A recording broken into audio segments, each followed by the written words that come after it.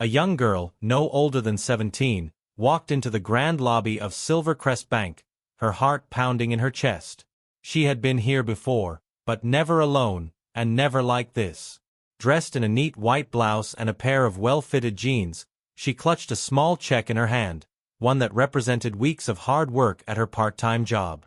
It wasn't a fortune, but it was hers, and today was supposed to be the day she took her first real step toward financial independence. As she approached the counter, she could feel eyes on her, judging, scrutinizing.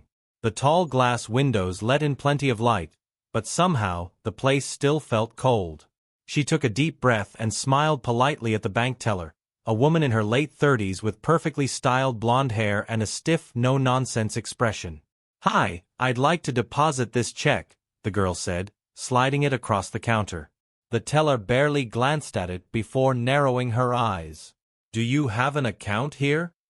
"Yes, I do," the girl replied, still holding on to her patience. She reached into her small purse and pulled out her bank card, placing it on the counter.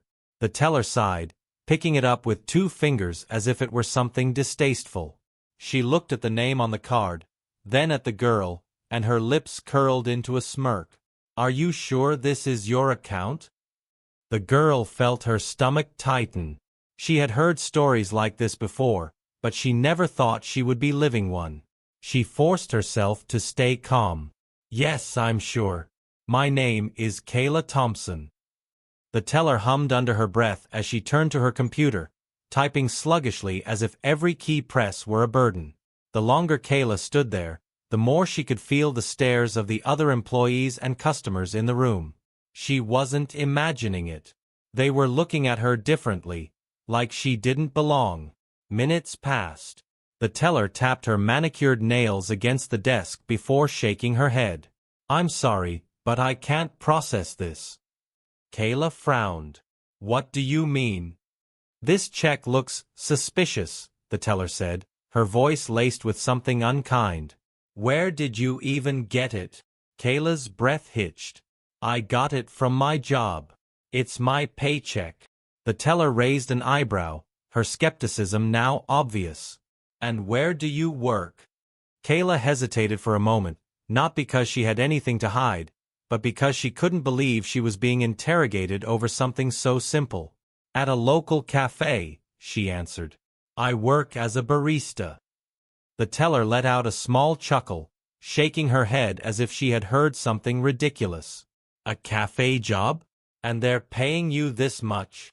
She turned to her coworker at the next counter, a man in a navy blue suit, and whispered something under her breath. He smirked.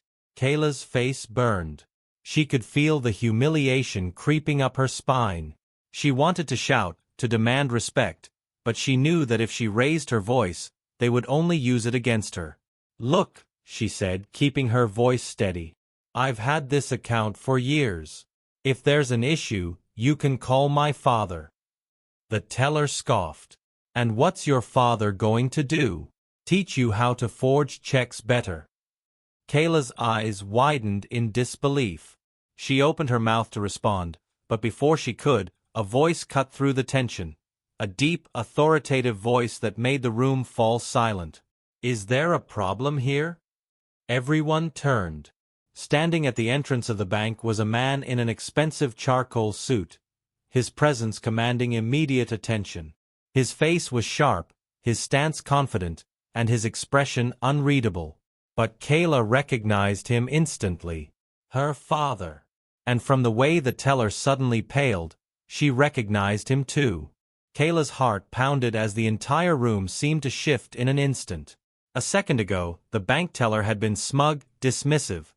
Now, she looked like she had seen a ghost. The color drained from her face, her fingers trembling slightly as she glanced at her coworker. The man in the navy blue suit, who had been smirking moments ago, straightened immediately, adjusting his tie as if trying to make himself look presentable. Kayla's father, James Thompson, stepped forward with slow, deliberate steps. He wasn't just a man in an expensive suit. He carried himself with authority, the kind that made people move out of his way without a word. His eyes, sharp and calculating, landed on the teller, who visibly gulped. I asked a question. His voice was calm, but it carried weight. Is there a problem here? The teller opened her mouth, then closed it again, as if scrambling for words. Kayla turned to him, her emotions battling between frustration and relief. She didn't want to be saved, she wanted to be respected. But at the same time, she knew how people reacted to her father. He wasn't just anyone. He was the man who owned Silvercrest Bank. The realization was slowly dawning on the people around them. A security guard near the door took a small step forward but hesitated, clearly unsure whether to intervene. Other employees in the bank started whispering to each other, their eyes darting between Kayla and her father. We were just following procedure, sir, the teller stammered. Your daughter, she cut herself off, realizing too late that she had already made the mistake of treating Kayla like she didn't belong. James glanced down at Kayla, his expression unreadable. Then he turned back to the teller. What part of your procedure involves humiliating a customer? His voice remained steady, but there was an unmistakable edge to it. The teller forced a tight smile. It's not like that, sir. We just have to be cautious with suspicious transactions. Suspicious? James repeated, raising an eyebrow. And what, exactly, made this transaction suspicious? The teller's lips parted, but no words came out. She couldn't say what she had been thinking. That a girl like Kayla couldn't possibly have a legitimate check. That she must have been trying to pull something. James didn't need her to say it. He already knew. Silence stretched between them, the weight of the moment pressing down on the room. The customers who had been pretending not to listen were now openly watching. Some looked uncomfortable, while others seemed intrigued, as if witnessing something that rarely happened. Someone in power holding one of their own accountable. Kayla could feel the anger radiating from her father, but his face remained calm, controlled. That was the way he operated, always in control. The man in the navy blue suit, still standing stiffly, finally cleared his throat. Sir, I'm sure this is just a misunderstanding, he offered. We train our employees to be vigilant with potential fraud. James turned his sharp gaze on him, and the man fell silent instantly. Kayla clenched her fists. She wanted to say something, to call them out for how they had treated her. But her father placed a hand on her shoulder, a silent signal that he had this under control. Then, he addressed the teller again. What's your name? The woman stiffened. Lisa, sir. Well, Lisa, James said, his voice like steel wrapped in velvet. I suggest you remember this moment the next time you think about judging someone by how they look. He glanced at the check still sitting on the counter. Process the deposit. Now. Lisa practically scrambled to do as he said, her hands shaking slightly as she entered the details into the system. It took less than a minute, and then she slid the receipt toward Kayla without making eye contact. There. It's done, she said in a small voice. James didn't acknowledge her again. Instead, he turned back to Kayla. Are you okay? Kayla exhaled slowly. I'm fine, she lied. She wasn't. Because deep down, this wasn't about her father stepping in and making things right. It was about the fact that without him, she would have been treated as if she didn't belong. And that truth stung more than anything. As Kayla took the receipt from the counter, her fingers trembled slightly. Not from fear, but from anger. She kept her head high, refusing to let Lisa or any of the other employees see how much this moment had affected her. But deep inside, it felt like a heavy weight pressing on her chest. Her father turned to leave, expecting her to follow. But she hesitated for just a second, long enough to see Lisa steal a glance at the navy-suited man, as if looking for reassurance. He didn't say anything, but the way his jaw tightened told Kayla everything she needed to know. He wasn't sorry. None of them were. As Kayla and her father stepped outside, the cold air hit her face, grounding her for a moment. She wanted to feel relieved, but instead, frustration bubbled inside her. She turned to James, her voice sharp. Why didn't you let me handle it? James stopped walking and looked at her, his expression unreadable. Because it wasn't just about you. Kayla shook her head. But it was about me. I'm the one they humiliated. I'm the one they thought didn't belong. His gaze softened slightly, but his voice remained firm. And you think saying something would have changed their minds? She hesitated. The truth was, she didn't know. Maybe it wouldn't have. But that didn't make her feel any less powerless. James sighed, rubbing a hand over his chin. People like that, they don't listen to words, Kayla. They listen to power. She folded her arms. And what happens when you're not around? Am I just supposed to accept being treated like this? He didn't answer right away. Instead, he studied her, as if trying to figure out what to say. Finally, he spoke. Come with me. Kayla frowned. Where? You'll see. She followed him to his car, a sleek black Mercedes that always looked freshly polished. As he drove through the city, she stared out the window, still fuming. She thought about Lisa, about the way the entire bank had looked at her. It wasn't the first time she had felt like this, but this time, it had been different. This time, it had been in a place that her father owned. 15 minutes later, they pulled up in front of an unfamiliar building. It wasn't a bank or an office, it was a small, locally owned restaurant, tucked between two larger businesses. The sign above the door read Marley's Kitchen. Kayla looked at her father in confusion. What is this? James put the car in park. Come on. She followed him inside, where the smell of freshly baked bread and spices filled the air. The place was cozy, the kind of restaurant where everyone knew each other.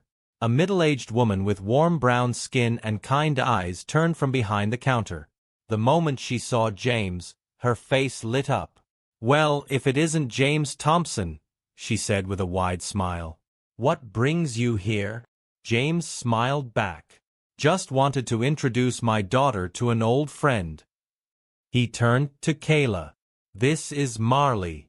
She's been in this business for over 20 years. Kayla nodded politely.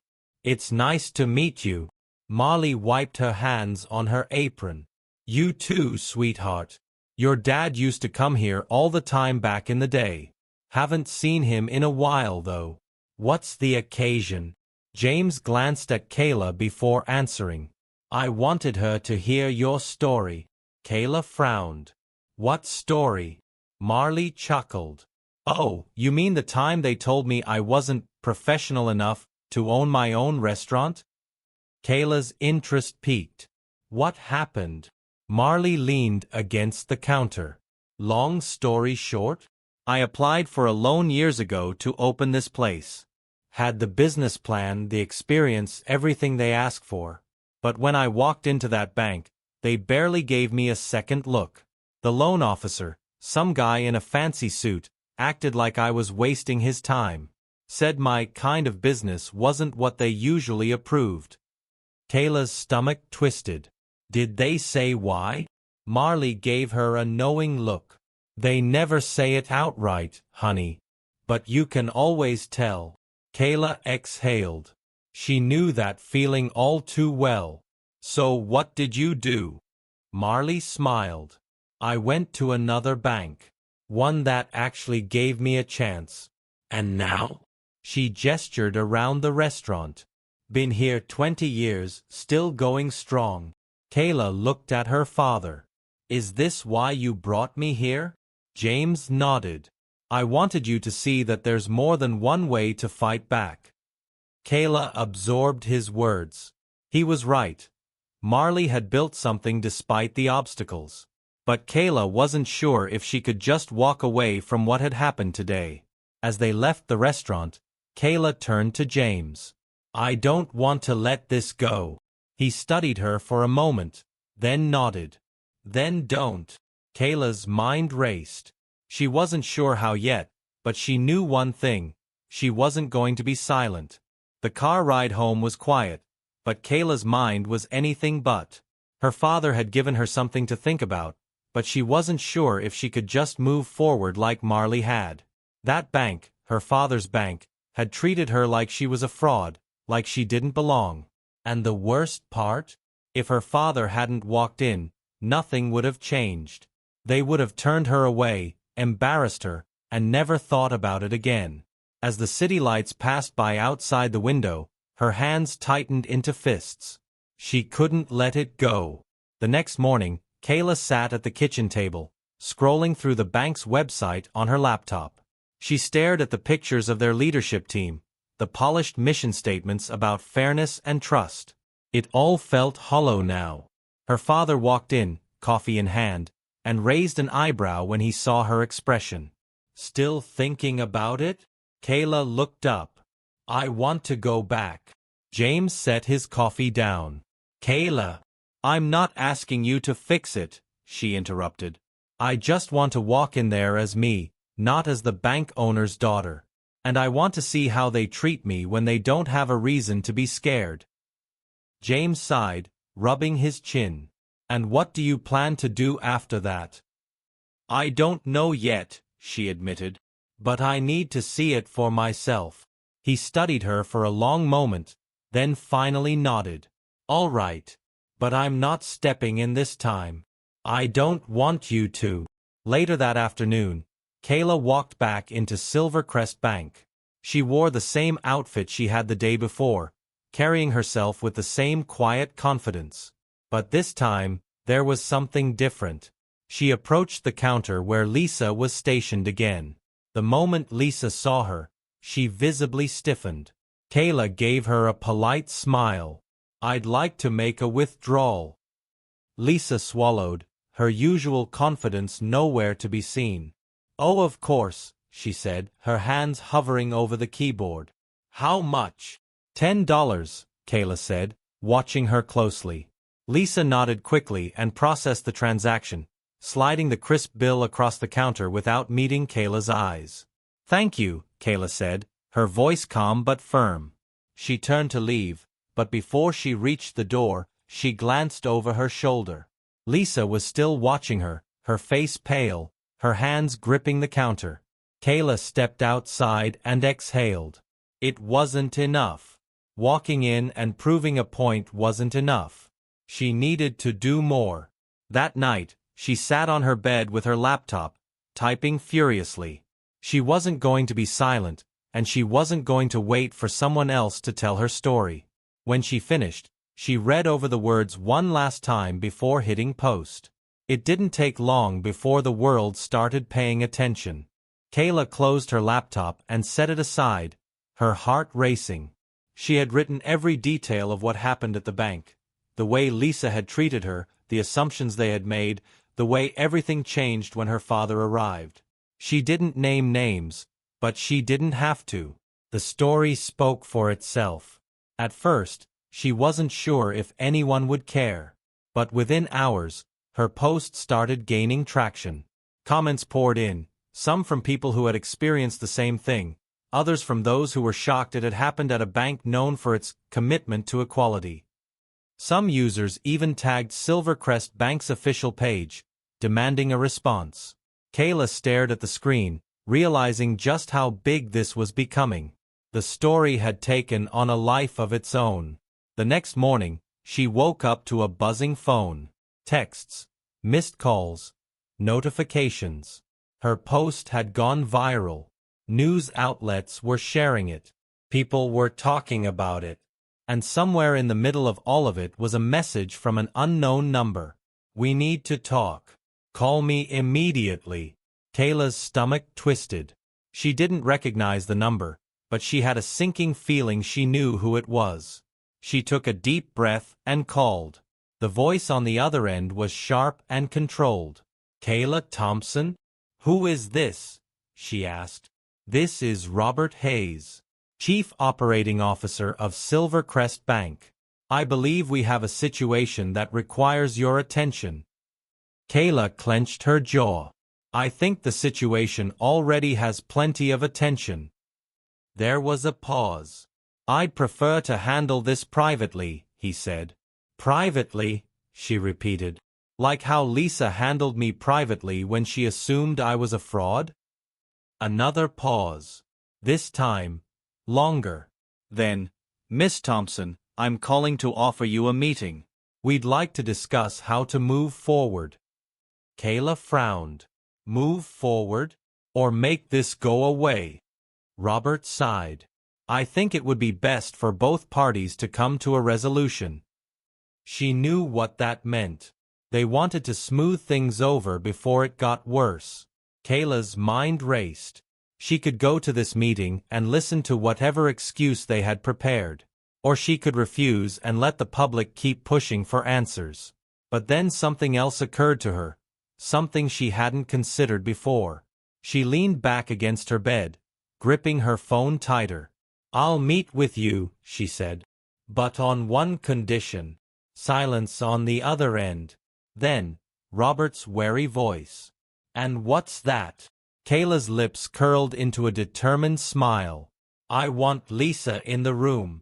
Kayla sat in the sleek conference room of Silvercrest Bank, her fingers laced together tightly in her lap. The air smelled of expensive coffee and polished wood, but beneath the surface, there was tension so thick it was almost suffocating. Across from her sat Robert Hayes, the COO, his expression unreadable as he tapped a pen against the table.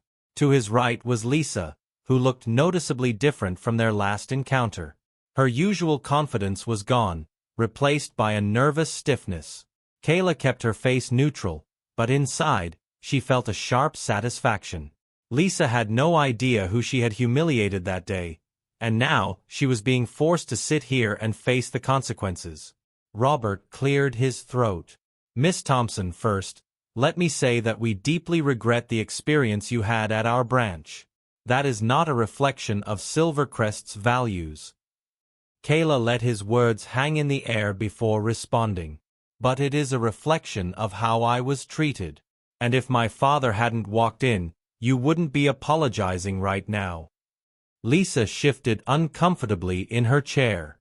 Robert gave her a quick glance before turning back to Kayla. We understand your frustration, which is why we wanted to have this conversation. We would like to formally apologize and offer to make things right. Kayla raised an eyebrow. And how exactly do you plan to do that? Robert slid a crisp white envelope across the table. We'd like to offer you a settlement for the incident. A gesture of goodwill. Kayla stared at the envelope without touching it. A payoff. We prefer to see it as a resolution, Robert said smoothly. We recognize that mistakes were made, and we want to ensure you feel valued as a customer. Kayla let out a small laugh, shaking her head. You think I did this for money? She leaned forward slightly, her gaze locking onto his. This isn't just about me. How many other people walk into this bank and get treated like I did, but they don't have the luxury of a powerful last name to change the outcome? Robert's jaw tightened, but he said nothing. Kayla turned her attention to Lisa, who had been silent this whole time. Tell me something, Lisa. Would you have treated me differently if I had walked in wearing a business suit instead of jeans? Lisa's eyes darted to Robert before she answered. I didn't mean to offend you. I was just following protocol. Was it protocol to assume I was committing fraud? Kayla asked, her voice steady but firm. Lisa swallowed hard. I made a mistake. Kayla held her gaze for a moment, then leaned back in her chair. Silvercrest needs to do more than apologize to me. You need to address how your employees are trained, how they make judgments based on appearance, how they decide who gets respect and who doesn't. Robert exhaled slowly. What exactly are you asking for, Miss Thompson? Kayla smiled slightly. Public accountability. A statement from Silvercrest addressing this issue. A commitment to real change. And training for all employees, so the next time someone walks in like me, they aren't treated like a criminal. Robert's expression darkened for a fraction of a second before he quickly masked it. That's a big request. Kayla crossed her arms. So was mine when I asked for a simple withdrawal.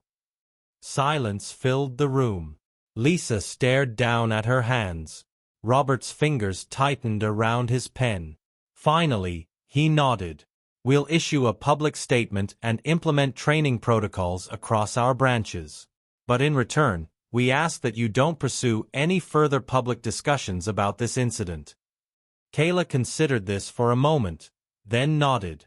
Fine. As long as you follow through. Robert extended his hand.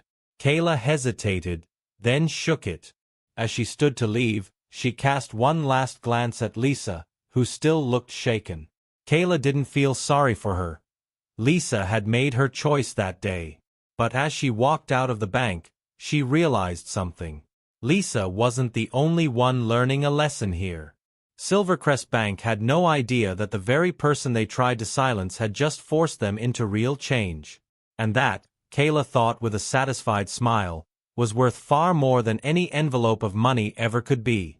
As Kayla stepped out of the bank, she took a deep breath. The weight of everything that had happened still sat heavily on her chest, but there was a different feeling now, one of control, of power. She had walked in there on her terms, not as James Thompson's daughter, but as herself. And they had listened. Maybe not because they wanted to, but because they had no choice.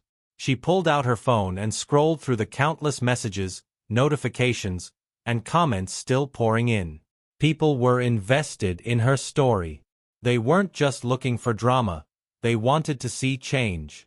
It wasn't just about one girl in one bank.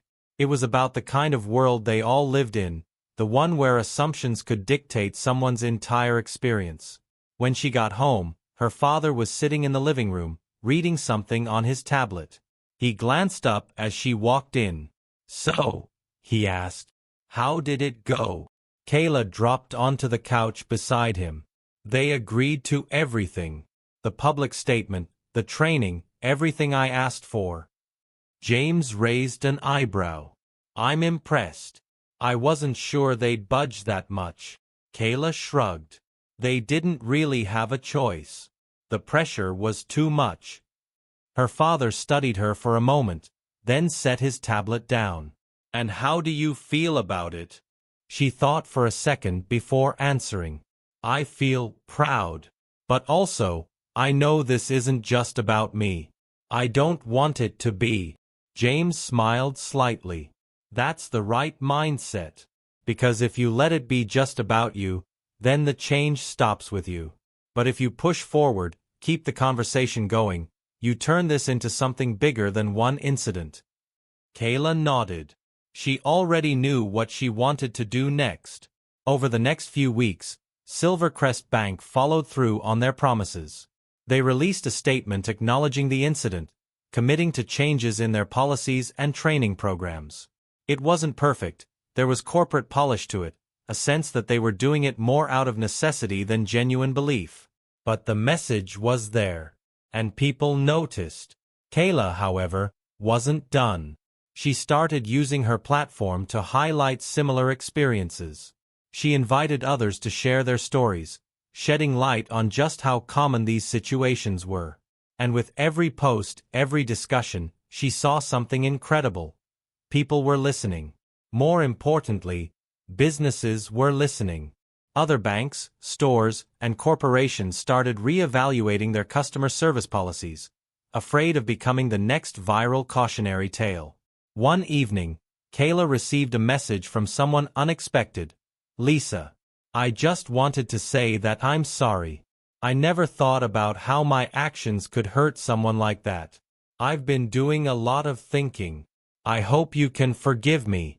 Kayla stared at the message for a long time. She could still remember the way Lisa had looked at her that day in the bank, the way she had spoken to her like she didn't belong. And yet, here was an apology.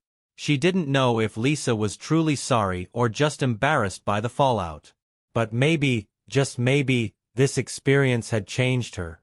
Kayla typed back a short response. "I appreciate you reaching out. I hope you take this as a lesson to treat everyone with respect, no matter what they look like." She didn't expect a reply, and she didn't need one. Some people would change. Others wouldn't. But what mattered was that she had done something about it. A month later, Kayla and her father sat down for dinner at their favorite restaurant. As they ate, her father glanced up and smiled.